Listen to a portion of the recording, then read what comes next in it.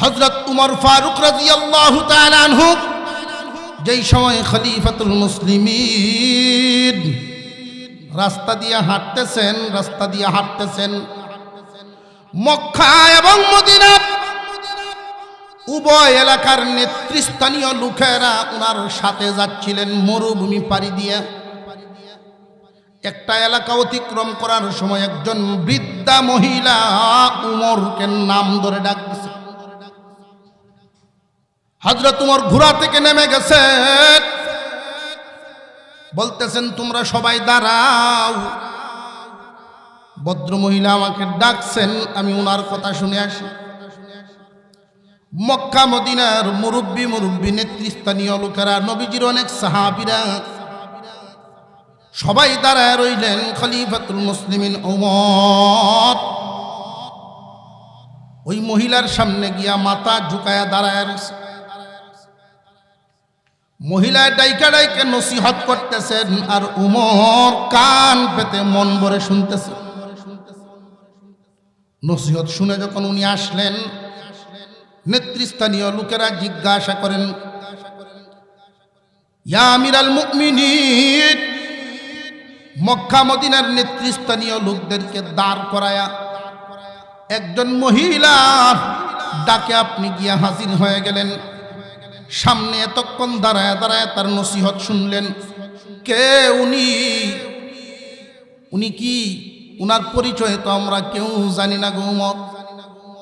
উমর রাদিয়াল্লাহু তাআলা আনহু বলেন, ওগো আল্লাহর পয়গম্বরের সাহাবীরা, এই মহিলা যদি আমাকে বলতেন, উমর রে, 5 ওয়াক্ত নামাজের সময় শুধু পাইবা, বাকি 24 ঘন্টা আমার সামনে দাঁড়ায়া থাকবা, তবু আমি তার সামনে 24 ঘন্টায় দাঁড়ায়া থাকতাম, পাও নাড়ানোর সাহস আমার নাই। এই মহিলা এমন একজন নারী, আল্লাহর পয়গম্বরের দরবারে আসছিলেন নালিশ নিয়া। আমি তখন সেখানে বসা ছিলাম। ওই মহিলা যেই দিন আসছিলেন নবীজির দরবারে নালিশ নিয়ে আসার পরে আল্লাহ পাক রব্বুল আলামিন এই মহিলার নালিশের জবাবে কোরআনের আয়াত নাজিল করে দিয়েছিলেন। ওই মহিলার কদর কম না। ওই দিন থেকে তার প্রতি মর্যাদা আমার এত বেড়ে গেছে, যার জবানের উপর, যার আপত্তির উপর আল্লাহ আয়াত নাজিল করেন, এই মানুষের দাম কম না, অনেক বেশি। এবার তারা জিজ্ঞাসা করেন, উনি আপনাকে কি বললেন? এই মহিলা আমারে নসিহত করে দিয়েছেন। নসিহত কি নসিহত করলেন? আমাদেরকে কি শুনাইবেন? খলিফাতুল মুসলিমিন ওমর বলেন, উনি আমারে বলছেন, উমর, খলিফা হইছো, একটা কথা সব সময় মনে রাখো, আল্লাহর ভয় যদি দিলের ভিতরে রাখতে পারো, আর কোনো ভয় থাকবে না। আল্লাহর ভয় যার দিলের ভিতরে থাকবে, তার দিলের ভিতরে অন্য কোনো ভয় ঢোকার জায়গা পাবে না।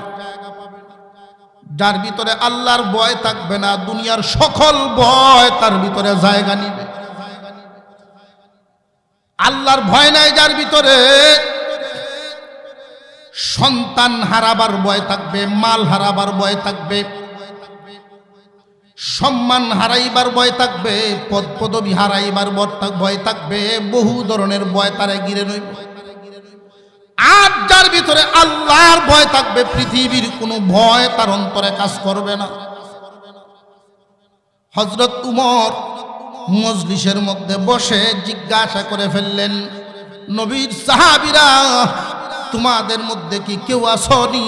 এই শব্দের ব্যাখ্যা আমারে বুঝায় দিবা। বিসমিল্লাহির রহমানির রহিম। ইয়া আইয়ুহাল্লাযীনা আমানুত্তাকুল্লাহা ওয়া কুনু মা'আস সাদিকিন। সাদাকাল্লাহুল আযীম। وقال رسول الله صلى الله عليه وسلم كن عالما أو متعلما أو معينا أو محبا ولا تكن خامسا وصدق رسوله النبي الكريم ونحن على ذلك من الشاهدين والشاكرين والحمد لله رب العالمين اللهم صل على محمد وعلى آل محمد كما صليت على إبراهيم وعلى آل إبراهيم إنك حميد مجيد اللهم بارك على محمد وعلى آل محمد كما باركت على إبراهيم وعلى آل إبراهيم إنك حميد مجيد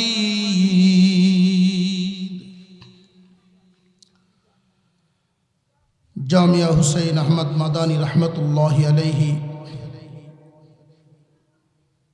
সিলেট আয়েশা ভিলা 3 নং রোড সাগরদিঘির পারে উক্ত মাদ্রাসার চতুর্থ বার্ষিক ইসলামী সম্মেলনের শ্রদ্ধাভাজন সভাপতি মণ্ডলী, উপস্থিত হযরত উলামায়ে কেরাম, মুরব্বিয়ান আলাম, সর্বস্তরের মুসলমান ভাইয়েরা, পর্দার আড়াল থেকে বিভিন্ন বাসাবাড়িতে বসে আলোচনায় শামিল দিনদার ইমানদার মুসলমান মা ও বোনেরা, আল্লাহ পাক রব্বুল আলামিনের দরবারে শুকরিয়া আদায় করে যিনি একান্ত দয়া করে আমাদেরকে মানুষ বানাইছেন।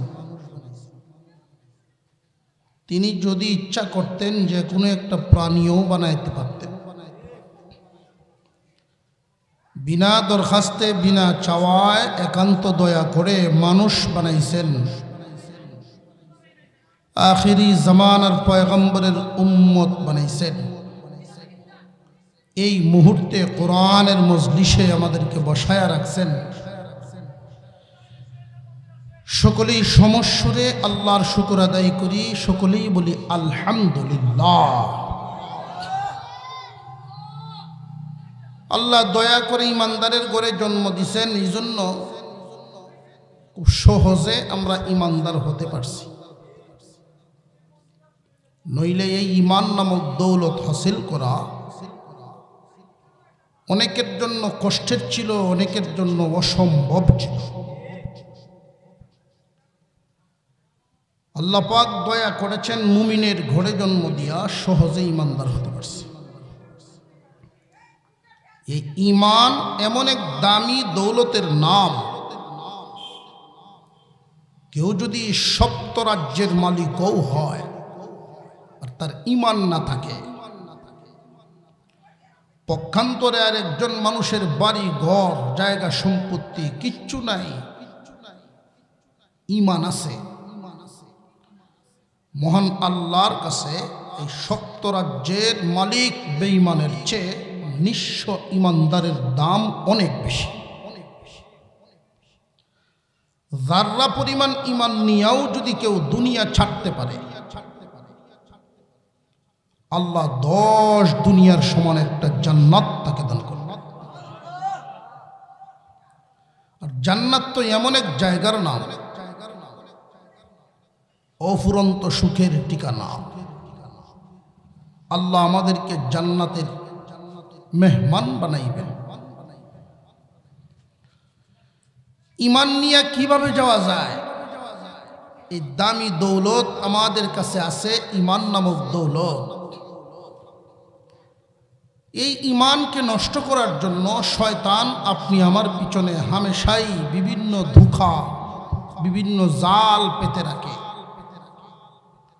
কোন জালে আমাদেরকে ফাঁসাতে পারে, কোন জালের ফাঁদে ফেলতে পারে, এই চিন্তায় হামেশাই সে ব্যস্ত। ফিতনা মুসিবত এক এক রূপ নিয়ে আপনি আমার সামনে দাঁড়াবে ঈমান লুটার জন্য। আপনি আমাকে সাবধান করার জন্য আল্লাহ পাক ডাক দিয়ে বলেন, ইয়া আইয়ুহাল্লাযীনা আমানু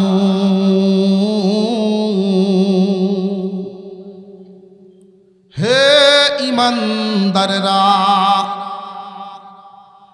আসমানের নিচে জমিনের উপরে শুধু কি ঈমানদার না বেঈমানও আছে?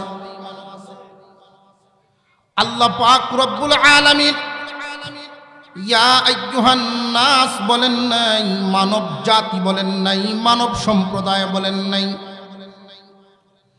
ও ঈমানদারেরা, এর একটা অর্থ হলো ও জান্নাতের মালিকরা। ঈমান নামক দৌলত তোমার সাথে আছে। কিয়ামতের কঠিন ময়দানে অনেক মানুষ বাম হাতে আমলনামা নিয়ে দাঁড়াইবে, অথচ দুনিয়াতে তারা মুমিন হিসেবে পরিচিত ছিল। ডান হাতে আমলনামা দিয়ে নিয়ে যারা দাঁড়াবে তারা জিজ্ঞাসা করবে, ও অমুক ভাই, তুমি না মুসলমানের সন্তান ছিলা, তুমি না মুমিনদের সমাজে বসবাস করতা, আজকে বাম হাতে আমলনামা নিয়া কাফেরদের সাথে দাঁড়াইলা কেন? মানুষগুলো আফসোসের সাথে বলতে থাকবে, যদিও দুনিয়ার জমিনে মুমিনের ঘরে জন্ম নিয়েছিলাম, আমার কথা এবং কাজ কাফেরদের মতো ছিল।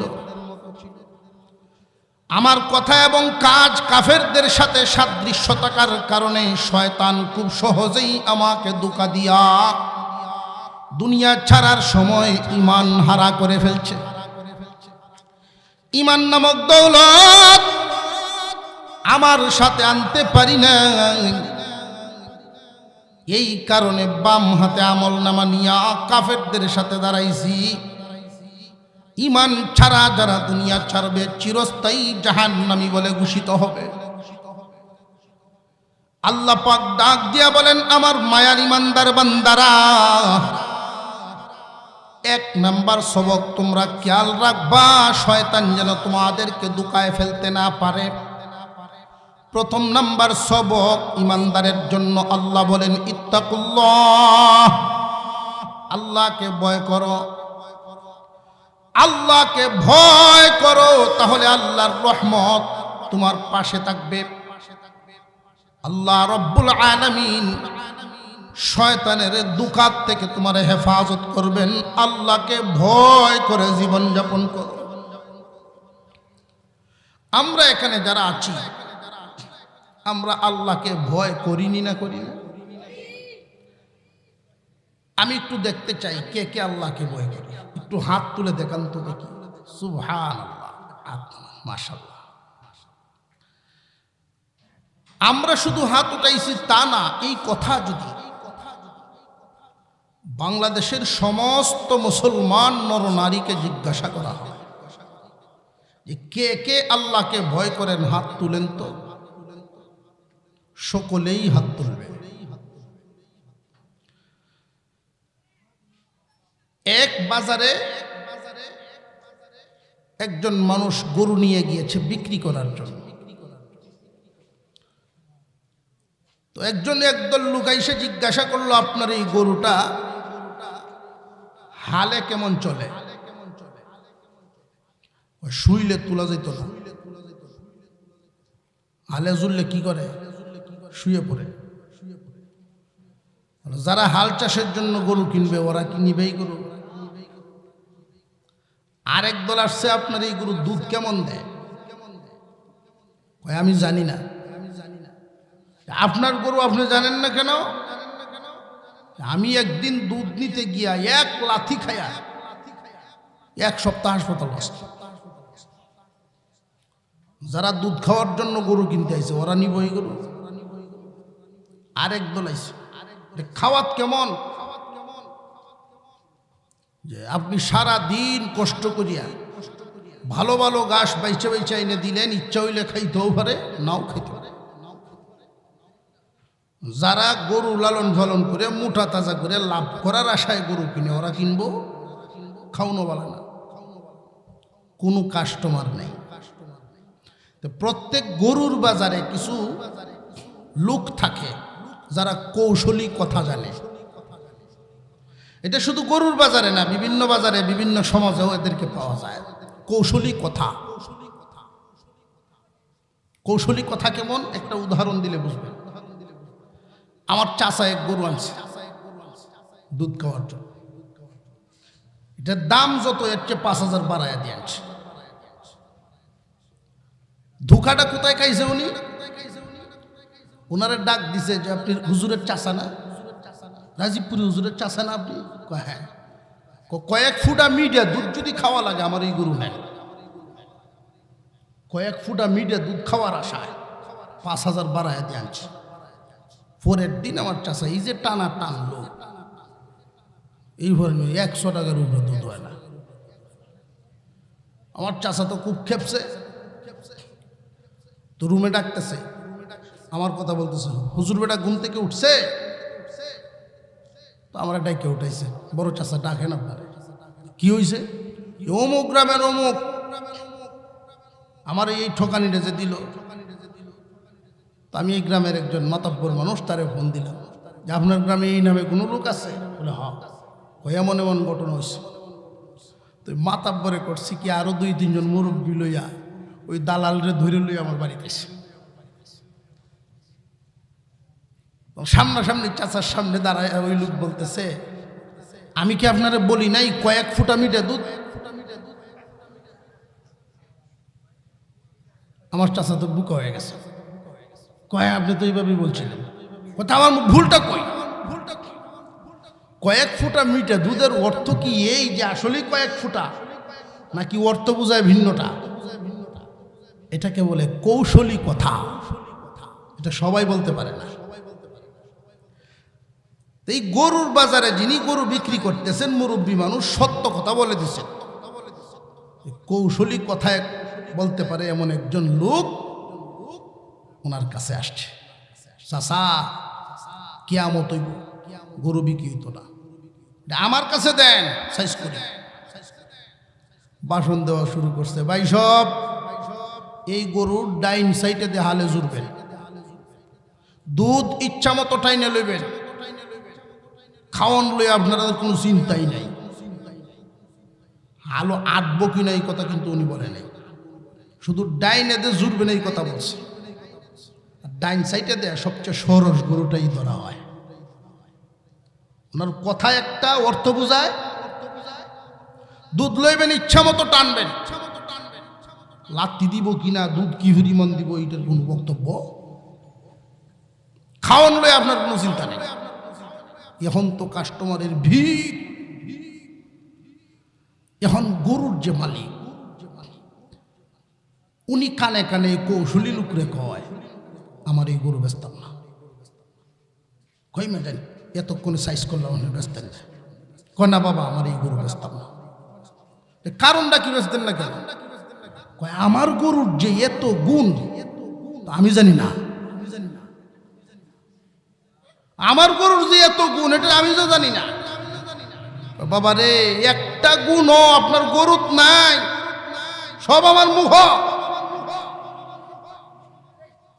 সব আমার ঘটনা বলার উদ্দেশ্য মুসলমান ভাইয়েরা আমার, আল্লাহ বলেন ও ইমানদারের আল্লাহকে ভয় করো। আল্লাহকে ভয় করি বলে হাত আমরা উঠাইছি, শুধু আমরা না, দেশের সব মুসলমানই উঠাইব। আল্লাহর ভয় আমাদের মুখে আছে, অন্তরে নাই, আমাদের বুকে নাই। যেই জামানার মানুষ আল্লাহকে ভয় করে, এই জামানায় সুদ থাকে না, ওই জামানায় বেপর্দা থাকে না, বেনামাজি থাকে না। যেই এলাকার মানুষ আল্লাহকে ভয় করে ওই এলাকার মানুষগুলোর অবস্থা হবে এমন, জুমার নামাজে যেই পরিমাণ মুসল্লি ফজরের নামাজে সেই পরিমাণ হবে। বুঝে আসতেছে? জুমার নামাজে যেই পরিমাণ মুসল্লি হয় ফজরের নামাজে ওই পরিমাণ মুসল্লি হওয়ার কথা।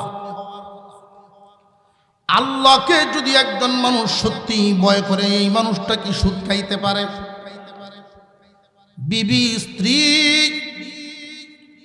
উপযুক্ত মেয়েদেরকে বেপরদায় ছাড়তে পারে না। আল্লাহর ভয়টা শুধু মুখে আছে, আমাদের অন্তরে নাই। এই অবস্থায় শয়তান তো আমাদের খুব কাছে ভিড়ে যায়। যে কোনো সময় আমার আপনার ঈমান হুমকির মুখে আছে, শয়তান থাবা দিয়ে নিয়ে যেতে পারে। কাফেরদের পিছনে শয়তান লাগে না, কারণ লাগার দরকার নাই। মাল তাকে যেখানে চুর ডাকাত যায় সেখানে। ঈমান নামক দৌলত আপনি আমার ভিতরে, এই ঈমান নামক দৌলতের পিছনে শয়তান বড় পেরেশান। এই ঈমানকে লুণ্ঠন করার জন্য খুব মনোযোগ দিয়ে শুনবেন। আল্লাহর হুকুম আহকাম পরিপূর্ণভাবে আদায় করতে মনে যদিও চায়, শয়তানের দুকায় পারি না। একজন মানুষ আল্লাহর হুকুম মতে চলতে পারে না, মনের হুকুমে চলে। আল্লাহ বলেছেন গান শুনবা না, মনে চায় শুনতে, মনের কথায় গান শুনে। আল্লাহ বলেছেন নামাজ পড়ো, মন চায় না নামাজ পড়তে, মনের কথায় নামাজ পড়ে না। আল্লাহর গোলামি বাদ দিয়া যখন মানুষ নফসের গোলামি শুরু করে দেয়, আল্লাহ রাব্বুল আলামিন প্রথম সবকটা দিলেন ইত্তাকুল্লাহ, আল্লাহকে ভয় করো। আল্লাহকে ভয় করার অবস্থা হলো এমন, উবাই ইবনে কাব রাদিয়াল্লাহু তাআলা আনহু আল্লাহর পয়গম্বরের একজন সাহাবী ছিলেন। হযরত উমর ফারুক রাদিয়াল্লাহু তাআলা আনহু যেই সময় খলিফাতুল মুসলিমিন রাস্তা দিয়ে হাঁটতেছেন, মক্কা এবং মদিনা উভয় এলাকার নেতৃস্থানীয় লোকেরা ওনার সাথে যাচ্ছিলেন মরুভূমি পাড়ি দিয়ে। একটা এলাকা অতিক্রম করার সময় একজন বৃদ্ধা মহিলা উমরকে নাম ধরে ডাক দিছে।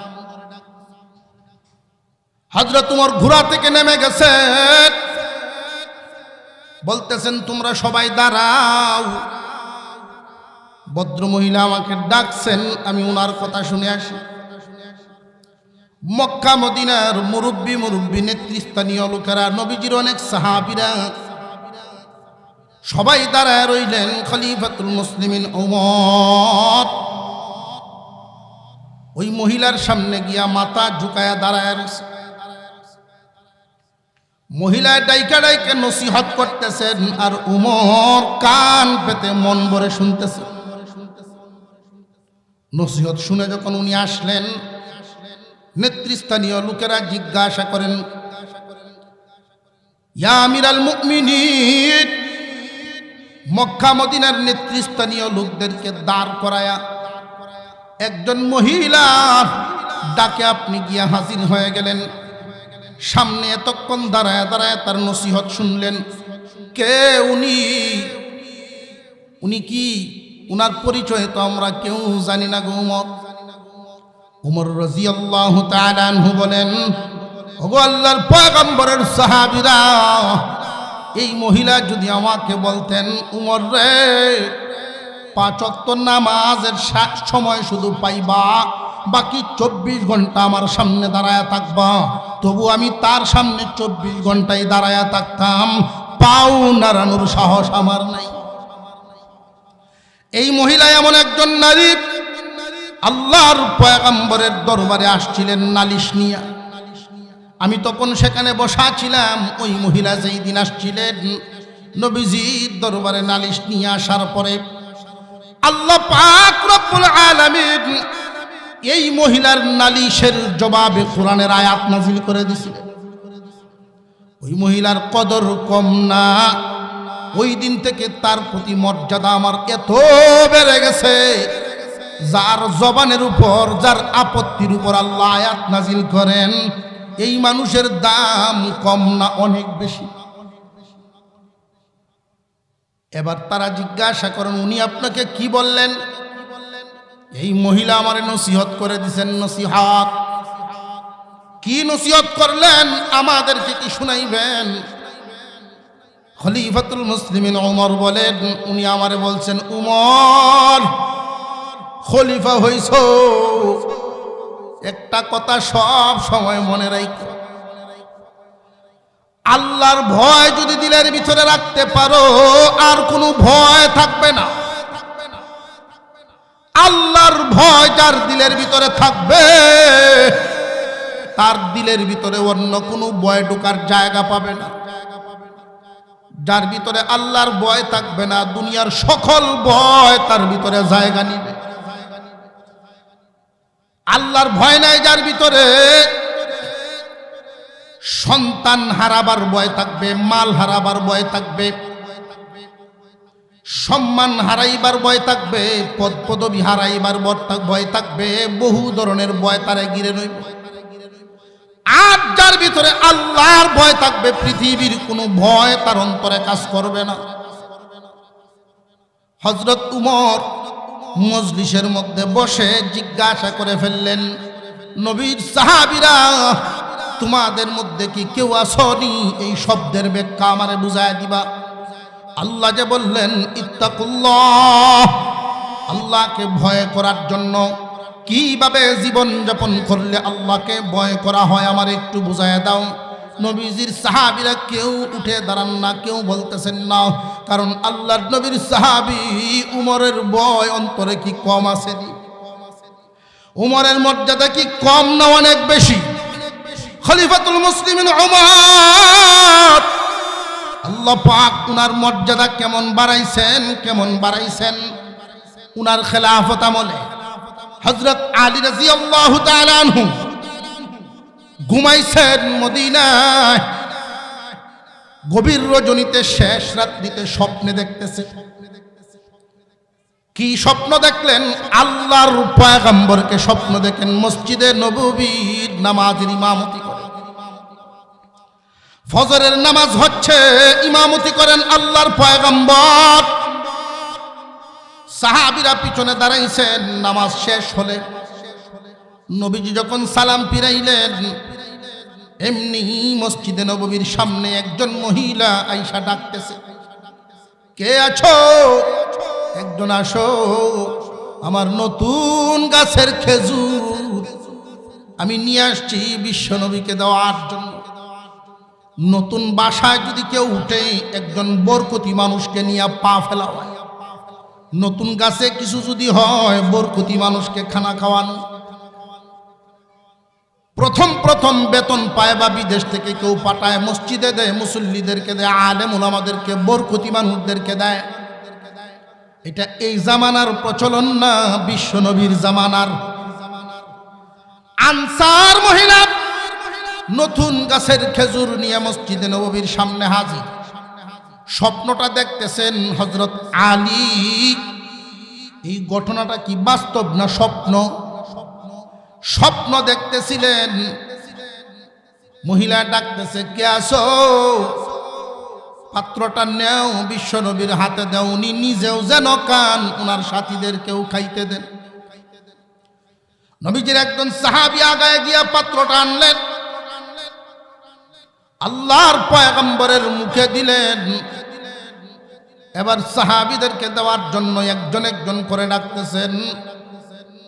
কাউরে দিলেন 3টা, কাউরে দিলেন 5টা, কাউরে 7টা। হযরত আলী হাত বাড়াইছেন। স্বপ্ন যুগেই আল্লাহর পয়গম্বর আলীর হাতে দিছেন একটা। হযরত আলী খেজুর খানা মুখে দিলেন। খেজুর খাইতে খাইতেই খেজুরের স্বাদ মুখে রইছে। এই অবস্থায় মসজিদে নববীর আজানের আওয়াজ কানের মধ্যে লাইগা গেছে, আসসালাতু খায়রুম মিনান নাওম। ঘুম ভেঙে গেছে আলী। আফসোস, পয়গম্বরকে স্বপ্নে দেখার আফসোস মিটে নাই। আজানের আওয়াজ এসে গেল, দৌড়ায় গিয়ে জামাতে শামিল হলেন। জামাতের ইমামতি করেন খলিফাতুল মুসলিমিন ওমর। সালাম পিরানো শেষ, যা স্বপ্নে দেখছিলেন বাস্তবে গোটা শুরু হইল। এমনি শোনা যায় একজন মহিলা ডাকতেছেন, কে আছো, আমার পাত্রটা নাও, আমার নতুন গাছের খেজুর খলিফাতুল মুসলিমিনের হাতে দাও, উনি নিজেও যেন খান, সাহাবীদেরকে ওনার সাথীদেরকেও খাইতে দেন। হযরত আলী আশ্চর্য, স্বপ্নে যা দেখলাম বাস্তবেও তা গোটা শুরু হয়ে গেছে। খলিফাতুল মুসলিমিন ওমরের হাতে যখন পাত্র দেওয়া হয়, এই পাত্রটার থেকে ওমর নিজে মুখে একটা দিলেন। ওমর রাদিয়াল্লাহু আনহু হাতে ইশারা দিয়ে ডাকতেছেন, আসো খেজুর নাও। কারোর হাতে দেন 3টা, কারোর হাতে দেন 5টা, কাউরে দেন 7টা। আলী হাত বাড়াইলেন, দিছেন একটা। হযরত আলী এই খেজুর খানা স্বপ্নের মতো করে মুখে দিয়া খুব স্বাদ পাইছেন। পাত্রের মধ্যে তাকায় দেখেন অনেক খেজুর। কানে কানে গিয়া বলেন, ইয়া আমিরাল মুমিনিন, কয়েকটা বাড়ায় দিলে কি হয় না? হযরত উমর বলেন, আলী, স্বপ্ন যুগে পয়গম্বর তোমার একটার বেশি দেন না। হযরত আলী আশ্চর্য হয়ে গেছেন। আল্লাহওয়ালা সম্রাট, আল্লাহ পাক মাকাম কোথায় উঠায় দিচ্ছেন, তার রাজ্যে কে কি স্বপ্নে দেখে আল্লাহ পাক এটাও ওনারা জানায় দেন। সেই উমর মানুষদের সামনে এলান করলেন, ডাকতেছেন, কে আসরে, ইত্তাকুল্লাহর ব্যাখ্যা আমারে বুঝাইবা। নবীজির কোন সাহাবী দাঁড়ান না, কোন তাবী দাঁড়ান না। এমনি ওমর একজনের দিকে আঙুল তাক করে বলেন, আপনি দাঁড়ান। এই সাহাবীর নাম উবাই ইবনে কাব রাদিয়াল্লাহু তাআলা আনহু। কণ্ঠ খুব ভালো ছিল, জবান খুব সুস্পষ্ট থাকার কারণে উচ্চারণ সুন্দর হতো। আল্লাহর পয়গম্বরের সামনে সব সাহাবীরা কোরআন পড়তে পারতেন না, ভয় পেতেন। যার উপর আল্লাহর কালাম নাজিল হয়েছে তার সামনে কেমনে তিলাওয়াত করি, এত বড় দুঃসাহস কেউ করতেন না। নবীজি সাল্লাল্লাহু আলাইহি ওয়াসাল্লাম হঠাৎ করে একদিন উবাই ইবনে কাবের পিছনে দাঁড়ায় দাঁড়ায় কোরআন তিলাওয়াত শুনতেছিলেন। হযরত উবাই কোরআন তিলাওয়াত করতেছে। যেই মাত্র উবাই ইবনে কাব রাদিয়াল্লাহু আনহু আন্দাজ করলেন পিছনে কেউ দাঁড়িয়ে আছেন, উনি ঘুরে দেখায় দেখেন বিশ্ব নবী দাঁড়ায় আছেন, তিলাওয়াত বন্ধ করে দিয়েছেন। আল্লাহর নবী বলেন, উবাই তিলাওয়াত করো। উবাই ইবনে কাব বলেন, ইয়া রাসূলুল্লাহ, আপনার সামনে আল্লাহর কালাম তিলাওয়াত করতে তো ভয় লাগে। আল্লাহর নবী বলেন, আল্লাহ আমাকে আদেশ দিয়েছেন তিলাওয়াত শোনার জন্য। ইয়া রাসূলুল্লাহ, আল্লাহ আদেশ দিয়েছেন। আপনার তো অনেক সাহাবী আছেন যে কারণ তিলাওয়াত শুনতে পারবেন। আল্লাহ কি আমার নাম উল্লেখ করছেন নাকি যে আমার তিলাওয়াত শোনার জন্য? আল্লাহর পয়গম্বর বলেন, উবাই রে, আল্লাহ তোমার নাম উল্লেখ করে বলছেন তোমার তিলাওয়াত শোনার জন্য। আরো জোরে কোন সুবহানাল্লাহ। হযরত উমর বলেন, উবাই তুমি দাঁড়াও, তোমার তিলাওয়াত বিশ্বনবী শুনছেন, সুতরাং তুমি ব্যাখ্যা দাও। উবাই ইবনে কাব বলেছিলেন, ইয়া আমিরাল মুমিনিন, ইত্তাকুল্লাহ, আল্লাহকে ভয় করো। এই শব্দটার উপর আমল হবে এমন ভাবে জীবনযাপন করলে দুনিয়ার জমিনে চলতে ফিরতে এমন কি রাস্তা কখনো দেখছেন যেই রাস্তাটা খুব চিকন হবে, দুনো সাইডে দিয়া কাটার গাছ, দুনো সাইডে কাটার গাছ, রাস্তাটা খুব চিকন, এমন কোন রাস্তা জীবনে চলছেন? ওমর বলেন, হ্যাঁ, রাস্তা যদি এমন হয় খুব সাবধানে কদম বাড়ানো লাগে। উবাই ইবনে কাব বলেন, ঠিক তেমনি একজন ইমানদার প্রত্যেকটা কাজ খুব সাবধানে করবে। এই কাজটাই কি আমার আল্লাহ খুশি না বেজার, চিন্তা করবে আগে, কাজ করবে পরে।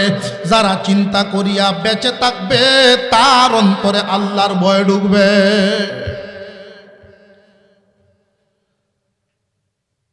আর যাদের চলচলনে দেখা যায় এইরকম আমল হচ্ছে না,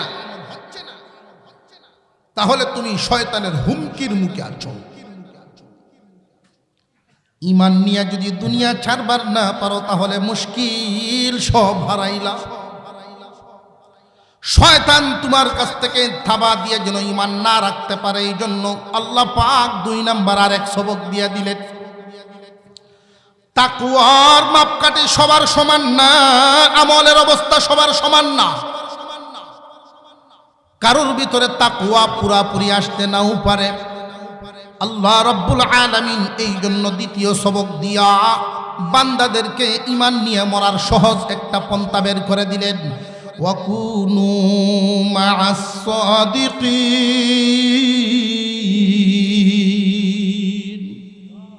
আল্লাহ পাক রব্বুল আলামিন বলেন, আল্লাহ ওয়ালাদের সাথী হইয়া যাও। যদি দেখো আল্লাহর হুকুম পরিপূর্ণ পালন করতে পারছো না, শয়তানের ধোঁকায় আছো, অন্তরের রোগে আক্রান্ত হয়ে গেছো, অন্তরের রোগে। বান্দারে, শরীরের রোগ আর অন্তরের রোগ দুইটার মধ্যে অনেক বেশ কম। দুনিয়ার জমিনে যদি আমরা শারীরিকভাবে অসুস্থ হই, পেরেশান হয়ে যাই, কতক্ষণে সুস্থ করার চিন্তা করা যায়, কতক্ষণে ডাক্তারের কাছে যাওয়া যায়, জায়গা বিক্রি, জমি বিক্রি, বাসা বাড়ি বিক্রি করে দিই। কিন্তু অন্তরের রোগ দূর করার কোনো পেরেশানি নাই। খুব সাবধান রে দুনিয়াবাসী, শরীরের রোগের চাইতে অন্তরের রোগ মারাত্মক। শরীরের রোগের চাইতে অন্তরের রোগ মারাত্মক কেমনে? শরীরের রোগে বেশি তো বেশি মানুষ কবরে যাইব, আর অন্তরের রোগে মানুষ জাহান্নামে যাইব। বডির রোগ সারানো অন্তরের রোগ সারানোর চাইতে গুরুত্ব বেশি না, অথচ আমরা এটার গুরুত্বই বেশি দেই। অন্তরের রোগ সারাও, আল্লাহ ওয়ালাদের সাথী হইয়া যাও। যদি দেখা যায় তোমার দ্বারায় আল্লাহর হুকুম অমান্য হয়ে যায়, অনেক হুকুম হাকুমের মধ্যে গফলতি আসতেছে। শরীরের রোগ হইলে জলদি যেমনি ডাক্তারের কাছে যাও, তোমার অন্তর রোগ আক্রান্ত হয়ে গেছে, দেরি করবা না, জলদি জলদি জলদি করে আল্লাহ ওয়ালাদের শরণাপন্ন হও। একখান হাদিস আপনাদেরকে শুনাইছি। নবীজি বলেন, কুন আলিমান আও মুতাআল্লিমান আও মুঈনান আও মুহিব্বান ওয়ালা তাকুন খামিসান। হয়তো সবাই আলেম হও, যদি বাঁচবার চাও জাহান্নাম থেকে, জাহান্নামের আগুন থেকে যদি বাঁচবার চাও, নবীজি 4টা শব্দ ব্যবহার করেছেন। এই 4 দলের কোনো একটা দলে শামিল থাকবা, 5 নম্বরে যাইও না, ফাতুহলিক, ধ্বংস হইয়া যাইবা। কার কথা এটা? বিশ্ব নবীর কথা, সাইয়্যিদিনা মুহাম্মদুর রাসূলুল্লাহ সাল্লাল্লাহু আলাইহি ওয়াসাল্লামের জবান মুবারক থেকে এই কথা। হয়তো আলেম হও, যদি আলেম হইবার না পারো, আও মুতাআল্লিমান, আলেমদের ছাত্র হও। আলেমদের ছাত্র হওয়ার জন্য বয়সের সময়সীমা লাগে না, সারা জিন্দেগি ভর আলেমদের ছাত্র হইয়া কাটাও। ছাত্র আর উস্তাদের একটা সম্পর্ক আছে না নাই? উস্তাদ দেখলে ছাত্র, মুআদ্দব ছাত্র কোনদিন বিড়ি টানবনি না, আওয়াজে বোঝা যায় চলতেছে। উস্তাদ দেখলে কোনদিন ছাত্র সাইকেলের উপরে থাকবো না, দাঁড়ায় যাবো বা নেমে যাবে। উস্তাদ যদি মসজিদের ভিতর থেকে বের হইতে থাকে, মুআদ্দব ছাত্র জুতা ঢিলে দৌড়ে যাইব বাউ করে। আর এই আদবের মাধ্যমে আল্লাহ তার দিল সাফ করে দিলেন। যে দিলের রোগ মনের রূপ দূর হয়। ওরা আমরা উস্তাদ আলেমদেরকে এই উস্তাদের মতো মান মধুরের কথা সুযোগ পাইলে এমন ভাবে আলেমদের সাথে আচরণ করে। আল্লাহ জেনে রাখবেন, ইলম সবাই পায় না, বিরাট বড় এক নিয়ামত। আদম আলাইহিস সালামকে আল্লাহ যেই দিন বানাইছেন মাটি দিয়ে বানাইছেন। আদমের বডি রাখছেন এক জায়গায়, ফেরেশতাদেরকে দাঁড় করাইলেন আর এক জায়গায় সামনাসামনি। খুব মনোযোগ দিয়ে শুনবেন পৃথিবীর শুরুর কয়েকটা কথা। আদম এক জায়গায়, ফেরেশতারা আর এক জায়গায়, মাঝখানে আল্লাহ পাক রব্বুল আলামিন হাজির করলেন পৃথিবীর শুরু থেকে নিয়ে কিয়ামত পর্যন্ত যত আসবাবপত্র মানুষ ব্যবহার করেছে আরো করবে, সব জিনিস হাজির। আল্লাহ পাক রব্বুল আলামিন প্রথমে হুকুম দিলেন, ও ফেরেশতারা এগুলোর নাম বলো, গুণ বলো। ফেরেশতারা বলতে পারেন নাই, অপারগতা প্রকাশ করার পরে আল্লাহ হুকুম দিলেন, আদম এগুলোর নাম এবং সিফত বলে দাও। আদম আলাইহিস সালাম সবগুলোর নাম এবং সিফত বলে দিলেন। আল্লাহ রাব্বুল আলামিন ইলম আদমের ভিতরে ঢুকানোর কারণেই সবগুলোর নাম বলতে পারছে। আল্লাহ ঘোষণা দিলেন, ফেরেশতারা তোমাদেরকে যদিও নূর দিয়া বানাইছি, আদমকে আমি মাটি দিয়া বানায় তার ভিতরে ইলম দিয়া, ইলমের কারণে সে সম্মানী হয়ে গেছে। সম্মান দিছেন কে? আরো জোরে কর। আল্লাহ সম্মান দিয়ে হুকুম দিলেন, তোমরা তাকে সম্মান জানাও সেজদার মাধ্যমে। আল্লাহর এই হুকুম পালন করার সময় একজনে সেজদা দেয় নাই, তার নাম ইবলিস। এমন লানত হইল এই পর্যন্ত কেউ নাম ইবলিস রাখছে। শুনছ?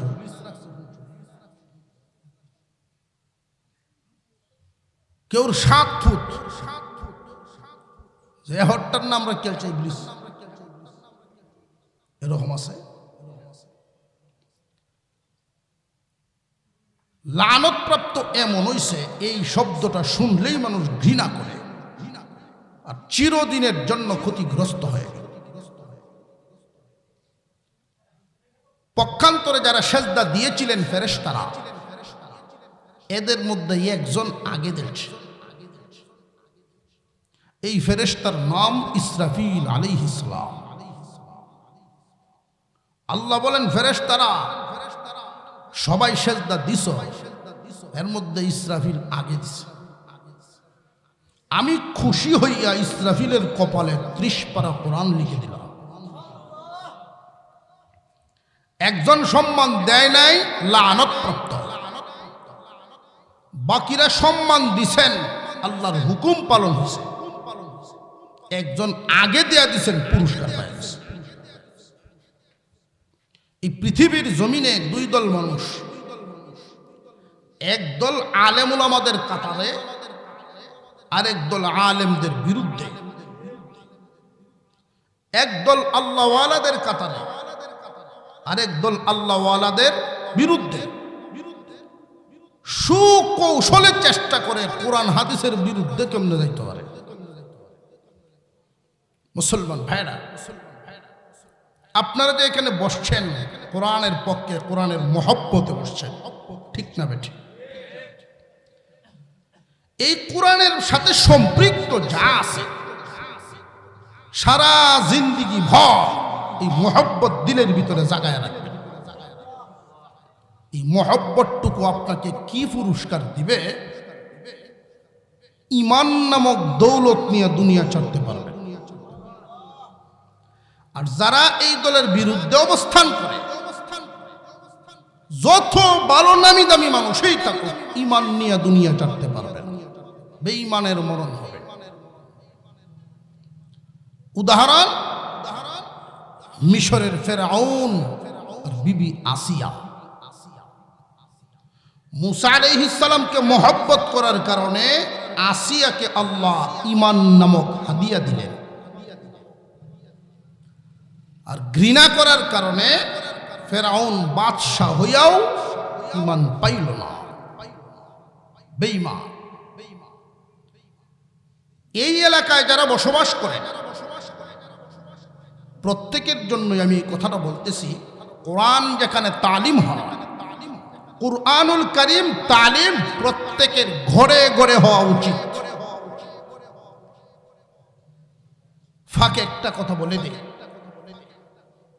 যেই ঘরে বসবাস করনেওয়ালা মানুষগুলো নামাজ পড়া আর দৈনিক কোরআনের সাথে সাক্ষাৎ করে, নামাজ আর কোরআন তিলাওয়াত যদি চালায়া রাখতে পারে, আল্লাহর রাসূল বলেন এদের জন্য রিজিকের ফয়সালা আল্লাহ গায়বী খাজানাত থেকে করবেন।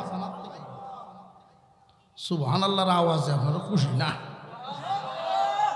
গায়বী খাজানা এর অর্থ হলো এমন জায়গা থেকে আল্লাহ রিজিক মিলাবেন যেটা কল্পনায় ছিল না। কিন্তু সব বাড়ি ঘরে কি কোরআন তেলাওয়াত আছে? নাই। অন্তত পক্ষে কোরআন তিলাওয়াত যদিও হচ্ছে না, যেই জায়গায় জমাতবন্দি কোরআন তিলাওয়াত হয় ওইখানে যেন অন্তত শামিল থাকা যায়, সম্পৃক্ত থাকা যায়, এই পথটা যেন খোলা থাকে, নইলে আল্লাহর রহমত থেকে বঞ্চিত হবে। যেই জায়গায় রহমতি বরকতি কাজ হয়, মানুষগুলো থাকে, এইখানেই আল্লাহর রহমত বন্ধ, আল্লাহর রহমত নাজিল হয়। ইতিহাস থেকে দেখেন নবীগঞ্জ যে জায়গায় আল্লাহ বেশি পাঠাইছেন, তেলের কণি, স্বর্ণের কণি, সব বরকত ওই জায়গায়। বরকতি মানুষ যে জায়গায়, আল্লাহর রহমত বরকত সেই জায়গায়। জাগার দাম এমনি বাড়ে না, মানুষের কারণে জাগার দাম বাড়ে। এখানে কোরআনের খেদমত হয়, আর এই উসিলায় সারা এলাকাবাসী আল্লাহর রহমত পায়। আল্লাহর রহমত যারা পায়, এই রহমতের কয়েকটা ব্যাখ্যা, আমি সেদিকে যাচ্ছি না, শুধু এই কথাটা বলছি, নামাজ ঠিক রাখবেন আর কোরআনকে ধরে রাখবেন। আমরা আছি পৃথিবীতে, জান্নাতে যাওয়ার ইচ্ছা আছে না নাই? কেলা কেলা যাইবেন জান্নাত দেখতাম একটু, আদি ঢিলই রয়েছে, সুজা ওই তো মাশাআল্লাহ, জান্নাতে যাওয়ান। জান্নাত অনেক উপরে, নিজেদের চেষ্টায় জান্নাতে যাওয়া সম্ভব না। আমরা অনেক নিচে, জান্নাত অনেক উপরে। কি পরিমাণ উপরে? 5 লক্ষ মাইল উপরে না, 5 লক্ষ 10 লক্ষ 1 কোটি মাইল উপরে যদি হইতো, আমরার আগে এই সাদা চামড়াই গেল।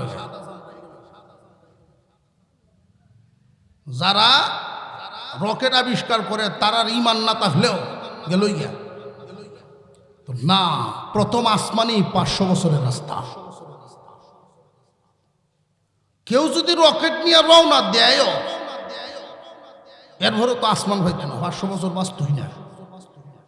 নাতি হুতি দুতি লয়ে গেল হামিদ,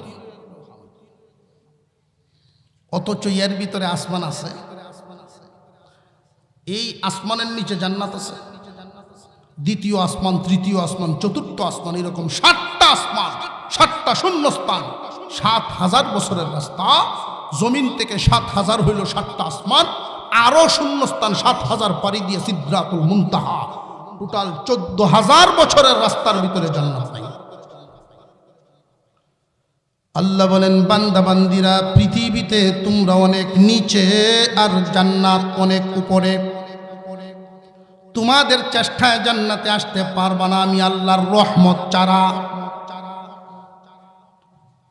দুনিয়ার জমিনে যদি কেউ নিচে থাকে আর তারে উপরে উঠাইতে হয়, মোটামুটি কয়েকটা কাজ লাগে। 1 নাম্বার, উপর থেকে কিছু ছাড়তে হবে।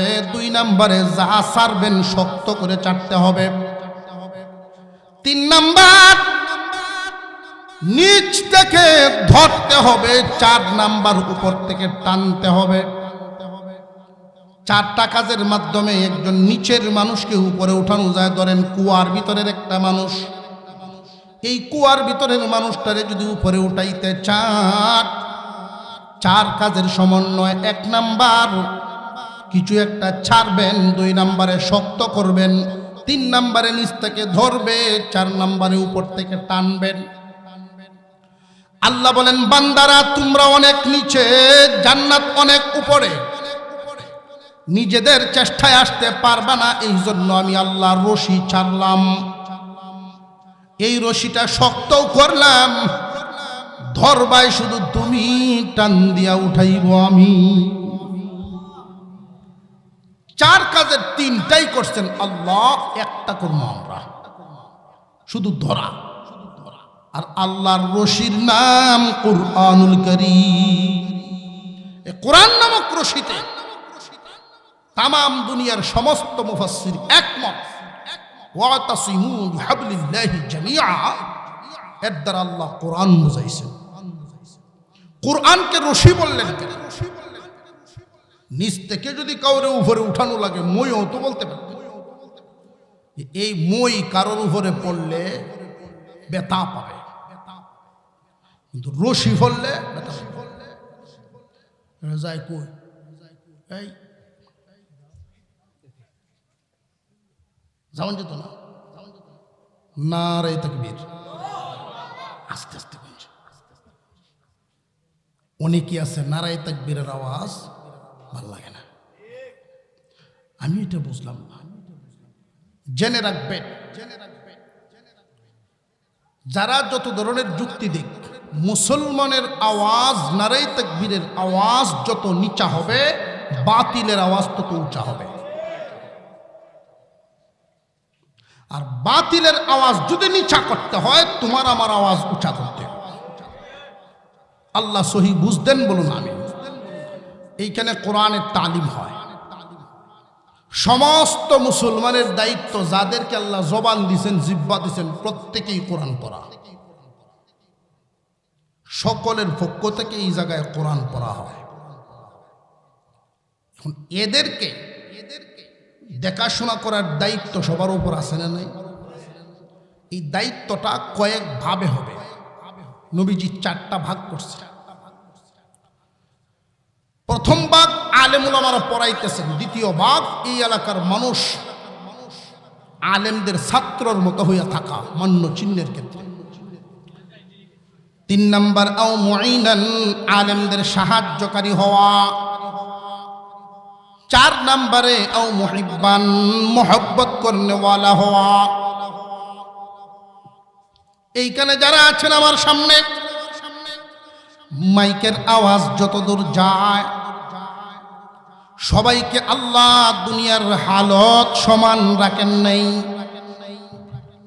কাউরে ধনী বানাইছেন, কাউরে আবার গরিবী হালতে রাখছেন। যাদেরকে আল্লাহ গরিবী হালতে রাখছেন, নিরাশ হবেন না। আপনি যদি সবরকারী গরিব হয়ে দুনিয়া ছাড়তে পারেন, কিয়ামতের দিন দুনিয়ার ধনীর 500 বছর আগে জান্নাত পাইবে। অনেক ধনীরা আবার ধন সম্পদ দিয়ে আল্লাহর সন্তুষ্টি অর্জন করতে পারে। সব ধনীরা পারে না। যে সমস্ত মানুষকে আল্লাহ সম্পদ দিয়েছেন, এই সম্পদের মাধ্যমে আল্লাহর সন্তুষ্টি হাসিল করতে পারে। হযরত উসমান রাদিয়াল্লাহু তাআলা আনহু ধনী ছিলেন, উনার সম্পদ দিয়ে আল্লাহর সন্তুষ্টি কিনছেন। মসজিদে নববীর সামনে নবীজির চেহারা মলিন, মনটা ভালো না। হযরত উমর, হযরত আবু বকর, ওসমান, আলী 4 জন হাজির। অগণবিজি, কে আপনারে কষ্ট দিল? আল্লাহর পয়গম্বর বলেন, উসমান, তুমি কি পারবে আমার কষ্টটা দূর করে দিতে? কি সমস্যা বলেন? এই মদিনায় একটা পানির কুয়া, এই কুয়ার মালিক একজন ইহুদি। আজকে সকালে নিষেধ করে দিয়েছে, কোন মুসলমান এই কুয়া থেকে পানি নিতে পারবে না। উসমান রে, তুমি কি পারবে তোমার মাল দিয়ে এই কুয়া কিনে দিতে? ওসমান রাদিয়াল্লাহু আনহু একটু লাজুক প্রকৃতির ছিলেন, জুরে হাঁটতেন না পর্যন্ত। কিন্তু ওই দিন নবীজির অনুমতি নিয়ে এত সজুরে এক দৌড় দিলেন, মদিনার মানুষ তাকায়া রইছে অবাক। উসমান তো জীবনে এইভাবে দৌড় দেয় না। দৌড়ায়া ইহুদির বাড়ির সামনে গিয়া ডাকতেছে, তুমি বাড়ি সামনে আসছে, কি ব্যাপার? তোমার এই কুয়াটা আমার বড় দরকার, আমার কাছে বিক্রি করো। এই কুয়ার দাম ধরেন 10টা বা সর্বোচ্চ 20টা খেজুর গাছের দাম হবে সর্বোচ্চ। উসমানের দরকার এই সুযোগে ইহুদি বলল, তোমার যে 300 খেজুর গাছের বাগান, 300 খেজুর গাছের একটা বাগান আছে, ওই বাগানটা যদি আমার নামে লিখে দাও, তোমার নামে এই কুয়া লিখে দিব।